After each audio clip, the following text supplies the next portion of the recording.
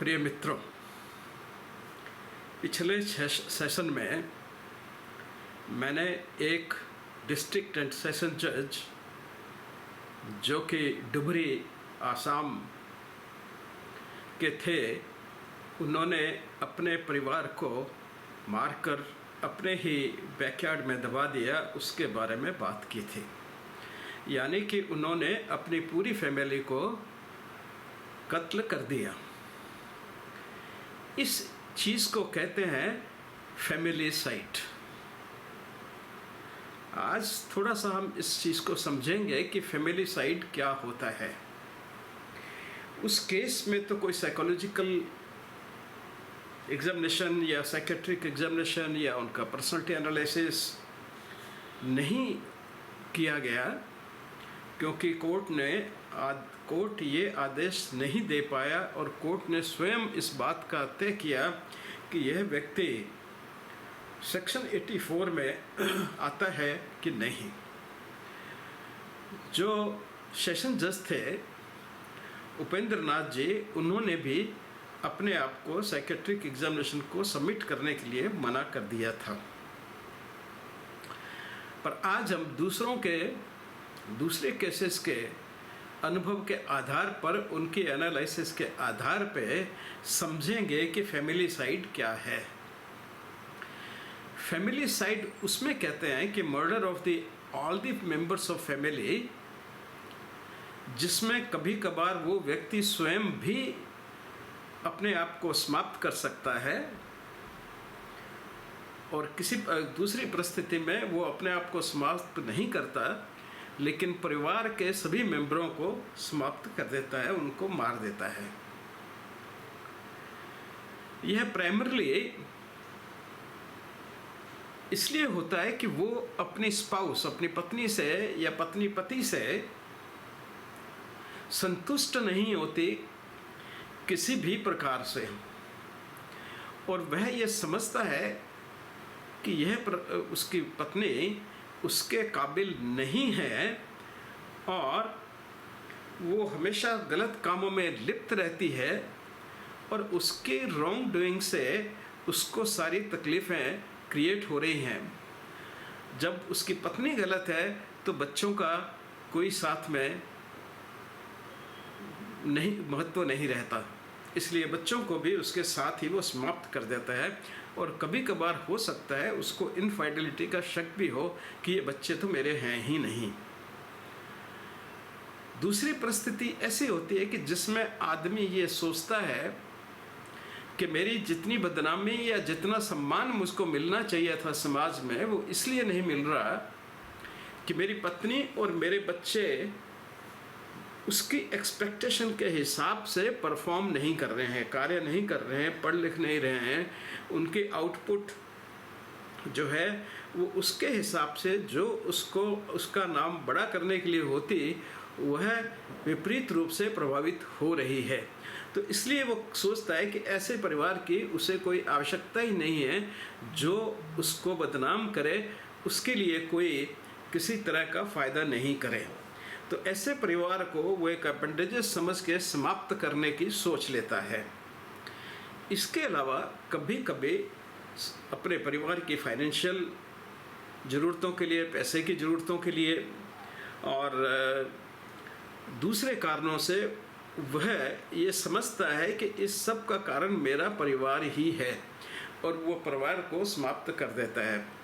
तीसरी स्थिति ये हो सकती है जब वह यह सोचता है कि उसके परिवार पर कोई बड़ी विपदा आने वाली है और वह बहुत ही बुरी परिस्थिति में होंगे, और उस स्थिति को बचाने के लिए, यानी कि उनकी परफॉर्मेंस क्योंकि उसके हिसाब से ठीक नहीं है और वो फ्यूचर में सिवाय विपत्तियों के कुछ नहीं सहने वाले, उनको मिलने वाला, तो इसलिए वो तय करता है कि इससे अच्छा है कि वो उन विपदाओं में फंसे और जाए, मैं इनको समाप्त ही कर दूँ। तो उसको हम कहते हैं जहाँ पूरे परिवार को वो समाप्त कर लेता है। कभी कभार वो स्वयं को भी समाप्त कर लेता है, तो हम बोलते हैं फैमिलीसाइड एंड सुसाइड। और दूसरी परिस्थिति फैमिलीसाइड में वो अपने आप को नहीं मारता पर अपने परिवार को मार देता है, सारे मेंबर्स को मार देते हैं जो इंटीमेट फैमिली के हैं। दूर के रिश्तेदारों की नहीं, जो इंटीमेट फैमिली उसकी है, इमिडिएटली पत्नी एंड बच्चे, उनको वो समाप्त कर देता है, उनको मार देता है। अब ये कई प्रकार की हो सकती है। इसे यार्डले विल्सन ने एंड लायंस, 3 व्यक्ति थे, इन्होंने अपने काफ़ी एक्सपीरियंस से 4 प्रकार की फैमिलीसाइड में इसको क्लासिफाई किया।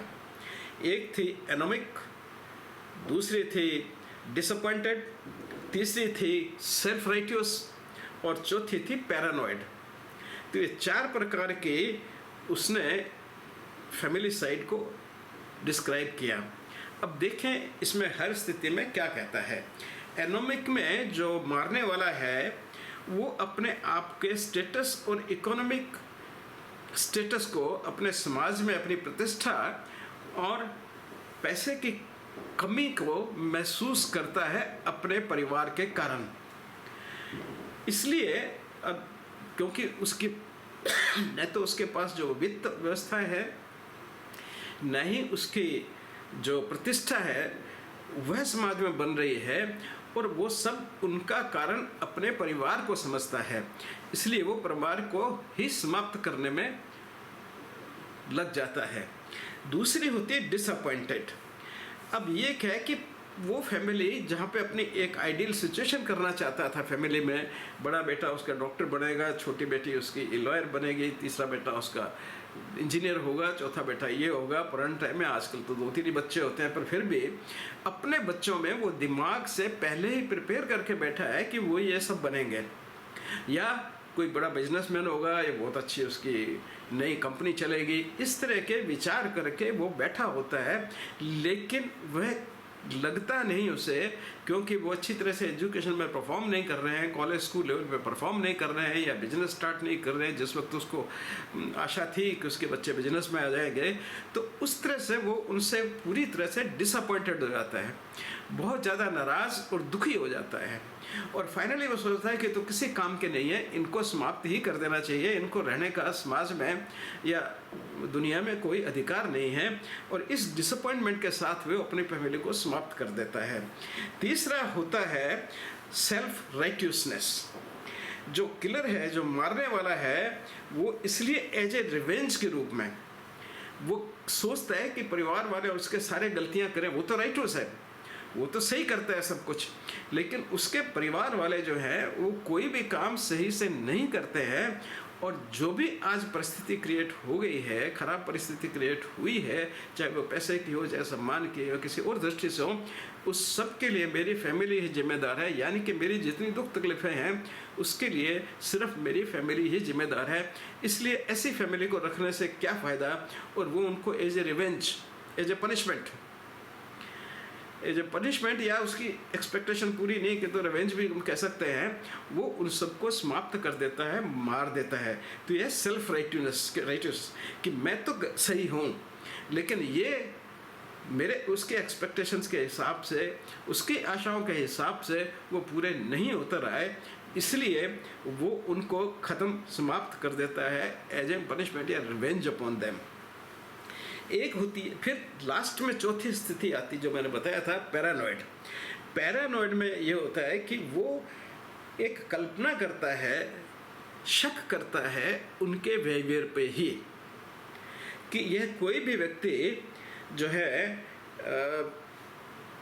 उसके हिसाब से तो परफॉर्म कर ही नहीं रहा है, साथ में अपने आप की रक्षा करने में भी सक्षम नहीं है, ये भी उसके आ जाता है, और वो सोचता है कि ये तो और भी ज़्यादा बुरी परिस्थिति में जाने वाले हैं। जिस तरह से चल रहे हैं, ये बहुत ही अपने लिए एक नारकीय स्थिति क्रिएट कर लेंगे इस जीवन में, और उस नारकीय परिस्थिति से मेरे को बचाना चाहिए।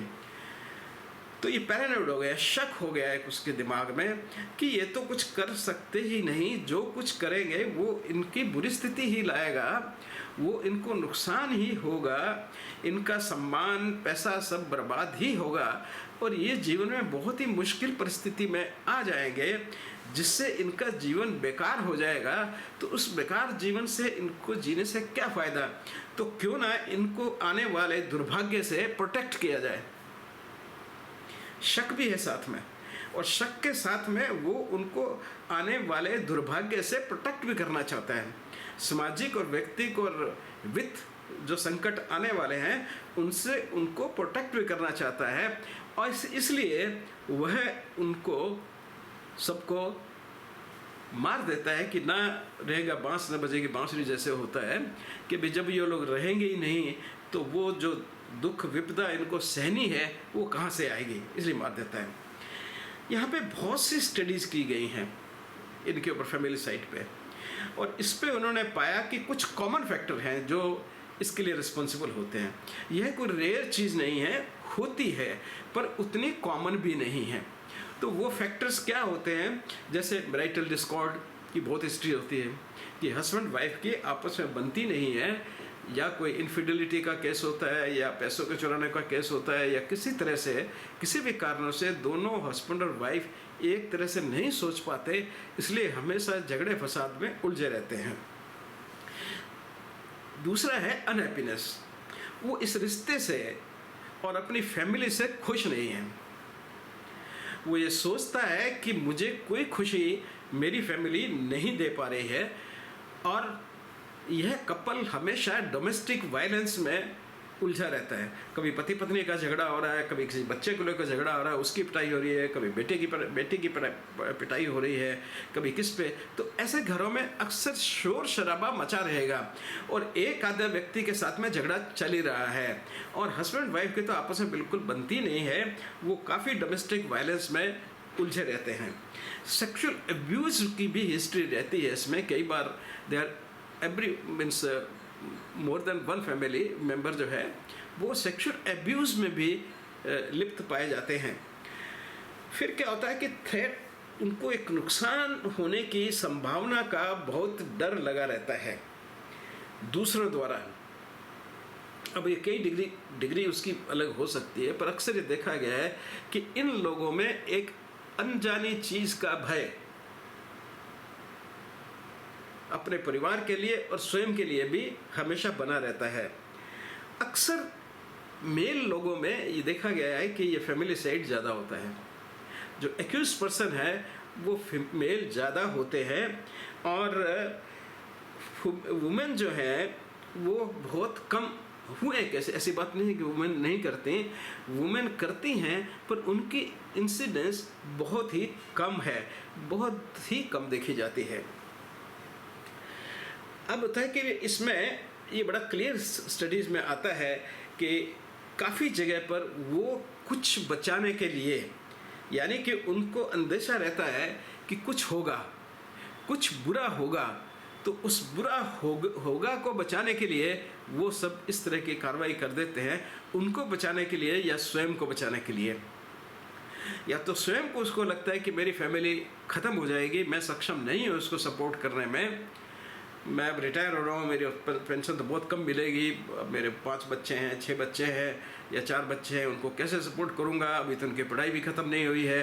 तो इस तरह से एक वो ज़िंदगी का डेस्पेयर महसूस करता है, फील करता है, और उसी से घबरा करके वो परिवार को समाप्त करता है, अपनी रिस्पॉन्सिबिलिटी को ही हटा देता है। अब जो मेल मेंबर्स होते हैं वो अक्सर ड्रिवन बाय होते हैं लॉस ऑफ कंट्रोल। इस सोच के साथ में, जो उनमें से एक सोच उसके साथ में है, वो फाइनली इतना घबरा जाता है कि उसका अपने आप पे कंट्रोल ख़त्म हो जाता है। और ये फैक्टर अक्सर कौन से होते हैं जो उसको लॉस करते हैं? फाइनेंशियल क्राइसिस, या सडन सेपरेशन, या डाइवोर्स फ्रॉम द वाइफ, वो भी प्रिसिपिटेट कर देता है वो भय, या हो गया तो, और डोमेस्टिक वायलेंस, कहीं बहुत गहरी चोट लग गई या बहुत कुछ उसको हार्म हो गया, फिजिकल हार्म हो गया, तो वो भी इस चीज़ को मेल में प्रिसिपिटेट कर देता है। औरतें जो, जैसे मैंने कहा, वो बहुत कम देखी गई हैं, पर जो देखी गई हैं उनमें अक्सर मेंटल इलनेस या बैटरी और अब्यूज़ की हिस्ट्री होती है। बैटरी मीन्स फिजिकल हार्म, तो उसको फिजिकल हार्म की स्वयं के द्वारा या किसी और द्वारा, और साथ में एब्यूज़, या वो खुद करती है अब्यूज़ दूसरों का, या दूसरे उसको अब्यूज़ कर रहे हैं, वो बैटरी कर रही है, या दूसरे उसके साथ बैटरी कर रहे हैं, और मेंटल इलनेस। ये फैक्टर्स लेडीज़ में अक्सर उसके ऐसे बिहेवियर को इन्फ्लुएंस करते हैं। एक्ट जब किया जाता है, ये जब मारने की प्लानिंग की जाती है, तो वह अक्सर प्री मेडिटेटेड होती है, यानी कि वेल प्लान्ड होती है। वो ऐसे नहीं होती कि अचानक उसको गुस्सा आया और उसने सुखवा, नहीं, वो उसके लिए प्लान करेगा, उसके लिए प्री मेडिटेट करेगा, उसके लिए कोई एसोसिएट भी ढूंढेगा। अब हो सकता है कि एसोसिएट को कुछ भी पता नहीं हो, जैसा हमने पुराना अपना केस देखा, उसमें एसोसिएट को कुछ मालूम नहीं है, पर वो उसकी मदद ले रहा है खड्डा खुदवाने में, फिर भर दिया आधा उसने, आधा उससे भरवा लिया जब दिखना बंद हो गया उसके अंदर कि कोई चीज़ जो कंसील कर रहा है वो नहीं दिख रही है, अब सेफ है, तो चलो उससे करवा लो। तो उसके एक्म्प्लाइसेस हो सकते हैं, पर ये जरूरी नहीं है कि ये एक्म्प्लाइसेस उसकी मंशा को जानते हों, यह आवश्यक नहीं है, क्योंकि वो उनसे बड़े ढंग से उस चीज़ को कंसील कर लेता है, लेकिन उसका अपना ऑलरेडी प्री मेडिएशन विचार जो है मारने का होता है, और वो बड़े प्लान्ड वे में होता है। इवन जो बच्चे हैं घर में, इवन 1 साल से कम बच्चे हैं, उनको भी यह व्यक्ति नहीं छोड़ता है, उनको भी यह व्यक्ति समाप्त कर देता है, क्योंकि उसका यह कि लाइफ आने वाली जिंदगी में इनको नुकसान नहीं हो। तो एक तरह से अपनी तरफ से तो उनको रिलीफ ही प्रोवाइड कर रहा है। कुछ और जो बातें देखी गई हैं, जो पेपर पब्लिकेशन हुए 2018 तक उनको एनालाइज करके, वो ये कि 74 से 85% तक लोग जो है वो उनमें रिलेशनशिप प्रॉब्लम होती है।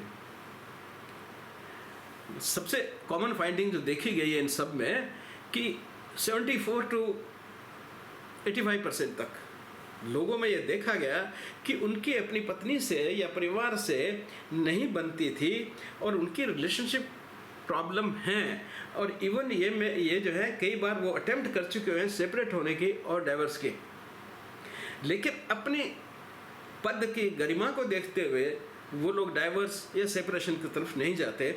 और हिंदुस्तान में तो खैर वैसे ही कुछ सालों पहले तक ही बहुत मुश्किल होता था डाइवर्स लेना, अब भी इतना आसान नहीं है, तो इसलिए उस प्रक्रिया के कारण वो इसको नहीं कर पाती। ये इन्फॉर्मेशन निकाले गए 63 पब्लिकेशंस, जो लोग मेडिकल के लोग, फॉरेंसिक के या दूसरे जो है पब्लिकेशन करते हैं ऐसे केसेस की सीरीज जो है, उनके आधार पे 63 आर्टिकल निकाल के 2018 में एनालिसिस किया गया, उसमें से इन्फॉर्मेशन निकाली है। दूसरा बड़ा कॉमन कारण होता है फाइनेंशियल प्रॉब्लम्स। जो अचानक फाइनेंशियल प्रॉब्लम जब आ जाती है उनको, और उसको मेट विद नहीं कर सकते हैं, जैसे जो केस हमने किया, उसके 4 बच्चे हैं, चारों जवान हो रहे हैं, वो रिटायर हो रहा है, उसके रिसोर्सेज ख़त्म हो रहे हैं, और 4 बेटियां उसके सामने खड़ी हैं, उनकी शादियां भी करनी हैं, परिवार भी चलाने हैं, सब कुछ है। एक घर है जो खाली आसाम में, गुवाहाटी में है, वो भी किराए पे दिया हुआ उसने। तो वो एक, और फिर उसने कई बार अपने जो साधु थे उससे अपने GPF वगैरह के बारे में, ग्रेच्युटी प्रोविडेंट फंड वगैरह जो होता है उसके बारे में उसने बात भी की है, कितना मिलेगा, कैसे निकालो। तो ये शो करता है कि कहीं उसके दिमाग में ये था कि मेरा अब परिवार कैसे चलेगा, मैं तो रिटायर हो जाऊंगा, एज भी बढ़ती जाएगी, पैसे का कोई सोर्स नहीं होगा, सब शादियाँ शुदियाँ करनी है, पैसा हो सकता है जो पहले हो वो अपनी बहन, सिस्टर्स, ब्रदर्स के लिए खर्च कर दिया हो। तो एक इनसिक्योरिटी जो उसके दिमाग में आ जाती है, फाइनेंशियल प्रॉब्लम्स की, जो फ्यूचर फाइनेंशियल प्रॉब्लम की या उस वक्त फेसिंग फाइनेंशियल प्रॉब्लम है, वो भी इसको प्रिसिपिटेट कर सकती है, ऐसा इस स्टडी में पाया गया। इंटॉक्सिकेशन जो है, शराब पीना या कोई ड्रग्स पे खाना या करना, ये काफ़ी ज़्यादा लोगों में देखा गया है कि एसोसिएटेड होता है with these kind of murders. इसमें फायर आर्म्स का उपयोग काफ़ी ज़्यादा होता है, ये भी उस स्टडी में देखा गया, क्योंकि आसान है फायर आर्म से मारना। फिर 29% जो हैं वो लाइफ सिचुएशन से एसोसिएटेड होते हैं, उनकी जो भी मानसिक, शारीरिक और वित्त तीनों की परिस्थितियों से प्रिसिपिटेट हो जाता है यह मल्टीपल मर्डर करना या फैमिली के मेंबर को भी मारना। तो ऐसा 29% लोगों में देखा गया। फिर उनमें एक बड़ी फीलिंग होती है, डर होता है, बड़ा भय होता है उनके मन में। वो किसका होता है? अबंडनमेंट का, कि अरे मैं तो रिटायर हो जाऊंगा या मैं इस परिस्थिति में जा रहा हूँ तो सब मेरे को छोड़ के भाग जाएंगे ये लोग, हु विल केयर मी। फिर साइकोसिस का, कि मैं पागल हो जाऊंगा अगर ऐसा नहीं किया तो, या जब मेरे पे बिल्कुल विपदा आएगी फाइनेंशियल क्राइसिस की तो मैं तो पागल हो जाऊंगा। और कुछ लोगों में ये नार्सिसिस्टिक रेज के टाइम में भी होता है। साइकोसिस भी अपने आप में इंडिपेंडेंट रूप से, अगर किसी में साइकोसिस ऑलरेडी है तो वह भी ऐसी एक फैमिलीसाइड को प्रोवोक कर सकती है, क्योंकि सारे साइकोटिक फैक्टर जो हैं वो आकर के उसको प्रोवोक करेंगे कि भाई तुम ये कर डालो, तो वो कर सकता है उसमें भी। तो इन 3 चीज़ों को स्पेशली देखना चाहिए, फियर ऑफ अबैंडनमेंट, साइकोसिस एंड नार्सिसिस्टिक रेज। खास करके नार्सिसिज्म की अपने बहुत बात की है, उसमें जो नार्सिसिस्टिक रेज की स्थिति होती है वो लगभग उस वक्त आदमी पागल सा होता है और वो कुछ भी कर सकता है और ऐसी घटनाएं भी कर सकता है। उनकी स्टडी ने फर्दर कहा कि 60% जो परपिट्रेटर थे वो सुसाइडल इन नेचर थे, वो स्वयं को भी मारना चाहते थे, उनके अंदर स्वयं भी कोई जीने की इच्छा नहीं थी। और 40% जो है वो प्योर होमिसाइडल थे, वो अपने आप को नुकसान नहीं पहुंचाते बिल्कुल भी, लेकिन बाकियों को सबको मार देंगे, परिवार के लोगों को। तो होमिसाइडल ग्रुप में 40% लोग थे और 60% में होमिसाइडल थे। वो साथ में ये भी चाहते हैं कि मैं भी इनके साथ ही चला जाऊं, क्योंकि वो बचा रहेगा तो वो भी उनको फेस करेगा, वो जो भय उसके दिमाग में है उनको तो उसको तो फेस करना ही है। तो इसलिए अक्सर जो है 60% केसेस में वो सुसाइडल होते हैं और 40% केसेस में वो सुसाइड नहीं करते, और अक्सर वो दूसरों को मार करके स्वयं को नहीं मारते, लेकिन मारने के बाद वो अटेम्प्ट कर सकते हैं। जैसे जो हमने उपेंद्र नाथ जी का केस भी देखा, उसमें उन्होंने 2 बार अटेम्प्ट किया। अब वो क्योंकि कस्टडी में थे, हॉस्पिटल में थे, तो वहाँ पे वो उनका अटेम्प्ट जो है वो सफल नहीं हो पाए, लेकिन कहीं एकांत में होते, अकेले होते तो शायद वो हो जाता। अब आता है कि serial killers versus family site and mass killers, ये 3 अलग अलग चीज़ें हैं। तो मास किलर्स तो एक अलग होते हैं, वो दूसरों को मार करके जिससे कोई रिलेशनशिप नहीं है उनको भी कहीं भीड़ पड़ी है वो बम फेंक दिया या ह्यूमन बम बन के कर देते, तो मास किलर हुए। यहाँ पे उसका मोटिव है अपनी फैमिली को ख़त्म करना, और जो कारण मैंने बताया उन कारणों से। तो कुछ कारण है उसके, अपने एक्सप्लेनेशंस हैं उसके लिए, जिसके लिए वो अपनी फैमिली को मारता है। सीरियल किलर्स में जो है कोई इस तरह का नहीं रहता, वो अपने आप में एक अलग बीमारी है, साइकोपैथिक बिहेवियर है या सोशियोपैथिक बिहेवियर है, और उस बिहेवियर के कारण अपने अंदर जो उसकी बिहेवियरल डिसऑर्डर है उसके कारण वो दूसरे लोगों को मारता है, और उसमें कोई दूसरों को किसी चीज़ से बचाने की या उस तरह की जिस तरह की साइकोलॉजी हमने यहाँ डिस्कस की वो नहीं होते। 1900 से 2000 के बीच में 909 मास मर्डर को जो हुए, जो रिपोर्टेड थे वेस्टर्न वर्ल्ड में, और कुछ हमारे भी उन्होंने लिए, नेपाल के इंसिडेंट भी उसमें लिए हुए हैं जो महाराजा के साथ में हुआ था। तो उन सब को एनालिसिस किया गया और उसके बाद में ही ये जो निष्कर्ष मैंने बताए आपको निकाले हैं। 909 जो सिचुएशंस ऐसी हुई यूरोपियन वर्ल्ड में जो डॉक्यूमेंटेड थे, जहाँ भी दुनिया में थे, उनको 100 सालों में जो हुए उनको एनालाइज किया गया। तो वो सारे रिप्रेजेंट नहीं करते हैं, ऐसे मैं खुद जानता हूँ बहुत से केस, जैसे हमारा केस ही जो हमने लास्ट टाइम डिस्कस किया वो रिपोर्टेड नहीं है उसमें। तो जो केसेस रिपोर्टेड थे असेसिबल थे, यानी कि या तो उनको पब्लिकेशन किया गया या कहीं ऐसे न्यूज़पेपर में छपा जिसकी रेफरेंस अवेलेबल थी यूरोपियन वर्ल्ड में या यूएसए में, क्योंकि यूएसए के लोगों ने किया था ट्राई, तो उनके पास अवेलेबल थी, कोई सोर्स था उसके लिए। उसके ऊपर जो है उन्होंने उसके आधार पे उन्होंने जो सब बातें मैंने आपसे की हैं उसी के आधार पे ये तय किया गया। और अक्सर देखा गया कि जो मास मर्डर उसमें कहते हैं जो व्यक्ति दूसरे लोगों को मारता है जो अनरिलेटेड नहीं है, उसकी फैमिली के नहीं है, फैमिली से बाहर के हैं, अनजाने हैं उसके लिए, उनको मारता है। और वो जो 24 आवर्स मैक्सिमम उसका साइकिल होता है, जैसे आपने देखा होगा बॉम्बे ब्लास्ट में या और कई दिल्ली ब्लास्ट हुए सब, तो सारे विदिन 24 आवर्स वो सब प्लानिंग उनकी हो जाती है, क्योंकि अक्सर उसमें एक व्यक्ति नहीं होता, एक से ज़्यादा व्यक्ति होते हैं, तो इसलिए उनको प्लान प्रीमेडिटेशन तो यहाँ भी करता है व्यक्ति, वो अकेला करता है, लेकिन यहाँ वो कुछ लोग मिलकर इसको प्लान करते हैं और मास मर्डर्स कर देते हैं। तो ये थी स्टोरी फैमिलीसाइड की, क्योंकि वो केस किया था हमने उपेंद्र नाथ जी राजखोवा का, तो मैंने सोचा कि उस संदर्भ में इसके बारे में, फैमिलीसाइड के बारे में मुझे कुछ आप लोगों से बात करनी चाहिए, इसीलिए मैंने यह सेशन किया है। धन्यवाद, फिर मिलते हैं जल्दी।